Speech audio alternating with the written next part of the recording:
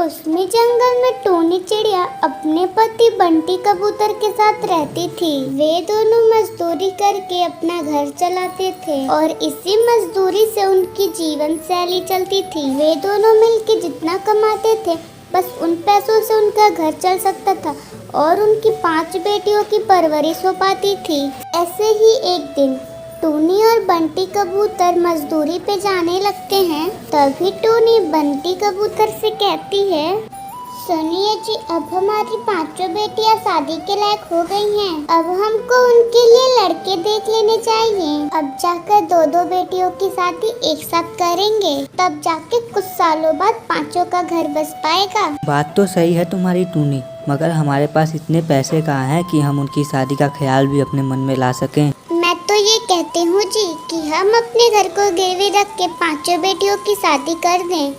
सबकी शादी साथ होगी तो खर्चा भी बचेगा और 5 का घर भी बस जाएगा। मकान तो हम दोनों काम करके छुड़ा लेंगे। हाँ, बात तो तुम्हारी बहुत अच्छी है। मैं जल्दी ही आसपास इनकी शादी की बात चलवा देता हूँ। वे दोनों बात कर ही रहे होते हैं तभी उनकी बेटी वहाँ आ जाती हैं। टुनटुनी, पिंकी, मोनिका, रंजिता, कोमल। और उन्हें देखकर बंटी कहता है, अभी हम मजदूरी पे जाने से पहले तुम सबकी ही बात कर रहे थे। हम दोनों ने सोचा है कि तुम 5 बेटियों की शादी एक ही साथ कर दें। इसमें तुम्हें कोई दिक्कत तो नहीं है? अगर आप लोगों ने फैसला कर लिया है तो हमसे पूछने की कोई जरूरत नहीं है। हाँ माँ पिताजी, हम आपके राजी में राजी हैं। अगर तुम लोगों ने अपने लिए किसी को पसंद किया हो तो हमें बता दो, हम उन सब से तुम्हारी शादी करा देंगे। जिसके बाद उन सभी ने अपने अपने प्रेमियों के बारे में बताती हैं और उन 5 प्रेमियों के घर बात करके रिश्ता पक्का कर देते हैं।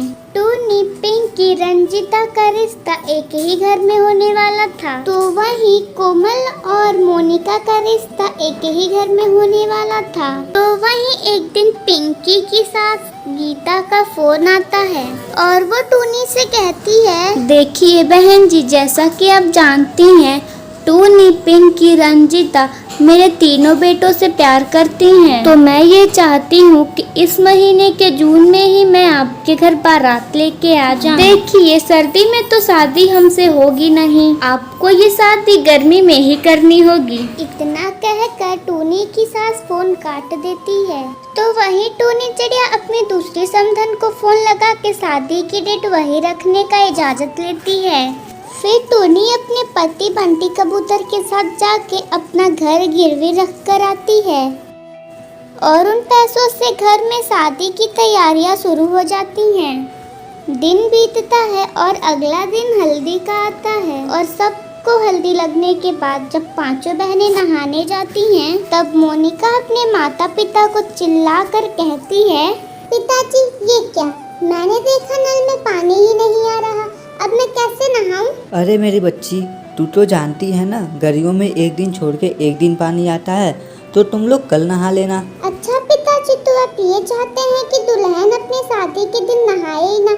जब आप इंतजाम नहीं कर सकते तो 5 बेटियों की शादी एक साथ क्यों रखी? जिसके बाद यह सब सुनकर बंटी कबूतर अपना दिमाग लगाता है और उन सबको लेकर गांव के तालाब के पास जाता है, खुद पहरा देता है और उनकी 5 बेटियां नहा लेती हैं। फिर वे उनको घर ले आता है। घर आने के बाद मोनिका कहती है, माफ करना पिताजी, हम लोग आप लोग पे कुछ ज्यादा ही चिल्ला रहे थे। हमें बस चिंता इस बात की हो रही थी कि आप लोग गर्मी में शादी कैसे करते हैं, वो भी 5 बेटियों की। मैं और तुम्हारी माँ संभाल लेंगे बच्चों, तुम लोग चिंता मत करो।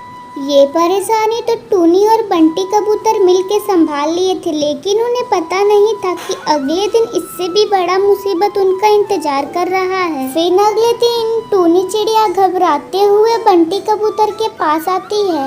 ए जी, वो जो हलवाई था ना, उसको गर्मी की वजह से चक्कर आ गया और उसके सभी साथी उसे हॉस्पिटल लेके भाग गए। अब हम क्या करें, इतनी जल्दी तो हमें कोई हलवाई भी नहीं मिलेगा। अरे भगवान, इतनी गर्मी, ना जाने ये क्या क्या करवा के मारने। अब हम क्या करें, सबके आगे तो हमारी नाक कट जाएगी। 5 बारात का खाना कहाँ से आएगा? अब तो किसी भी समय बारात आती होगी। ए भगवान, हम क्या करें? क्यों तू हम पे इतनी मुसीबत की बरसात कर रहा है? बारात किसी भी समय आती होगी, हमारी कितनी बदनामी हो जाएगी। टूनी चिड़िया अपने पति के आगे फूट फूट के रोने लगती है और बंटी कबूतर भी चिंता में हो जाता है। फिर बहुत सोच विचार करने के बाद बंटी कबूतर अपने पत्नी से कहता है, अच्छा यह बताओ कि इतनी जल्दी में क्या बन सकता है? इतनी जल्दी तो बस दाल चावल और शरबत बन सकता है। लेकिन ये आप क्यों पूछ रहे हैं? कहीं आप शादी में यही खाना तो नहीं बनवाने वाले? हाँ, अब और कोई रास्ता भी तो नहीं है। उन्हें भूखा रखने से अच्छा हम उन्हें दाल चावल ही बना के खिला दें। तो अब मैं क्या करूँ, आप ही बताइए। तुम दाल चावल और कई तरह का शरबत बना दो, आगे की आगे देखी जाएगी। ठीक है, मैं अपने कुछ रिश्तेदारों को ले जाकर खाने का संभाल लेती हूँ। बस माता रानी सब कुशल मंगल कर दें। बंटी की बात सुनकर टूनी चिड़िया अपने कुछ रिश्तेदारों के साथ दाल चावल और कई तरह का शरबत तैयार कर लेती है और बारात उनके द्वारे आ जाती है। शाही बारात दाल चावल और शरबत का आनंद लेते हैं, जिसके बाद फेरे होने की बारी आती है। फिर उन सब की शादी हो जाती है और वे सब अपने घर चली जाती हैं।